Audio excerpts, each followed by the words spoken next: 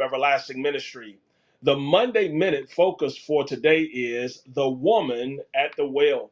Many times we think about stories like this in Scripture, where the woman with the well would be at the well. We become so familiar with Scripture till we miss the faithfulness of the text. Let me say that again. We become so familiar with Scripture till we miss the faithfulness in the text. This woman who had an encounter with Jesus at the well, this Samaritan woman, was absolutely blown away that Jesus would even talk to her.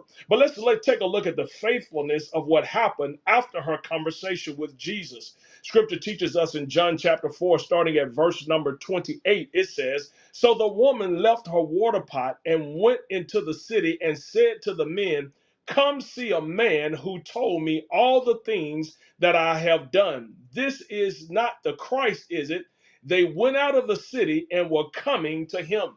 This woman is what we would identify as a woman that went from being a mistress to a witness. It was the faithfulness that she had from her conversation with Jesus that led her to be a source of conversion to other people. You've got to understand that no matter how you have lived your life, whether you feel like God will receive you or not, I promise you, if you will just stop and have a conversation with him, you will understand that God will take your life from a life of being convicted to a life of conviction, to the point that you will be able to convince somebody else that he is indeed the Christ, the Son of the living God.